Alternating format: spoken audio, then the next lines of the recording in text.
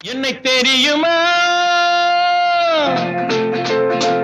என்னை தெரியுமா நான் சிரித்து பழகி கருத்தை கவரும் ரசிகன் என்னை தெரியுமா உங்கள் கவலை மறக்க கவிதை பாடும் கவிஞன் என்னை தெரியுமா என்னை தெரியுமா நான் சிரித்து பழகி கருத்தை கவரும் ரசிகன் என்னை தெரியுமா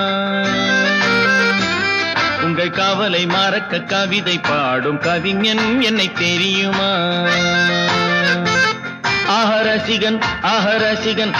ரசிகன் நல்ல ரசிகன் உங்கள் ரசிகன்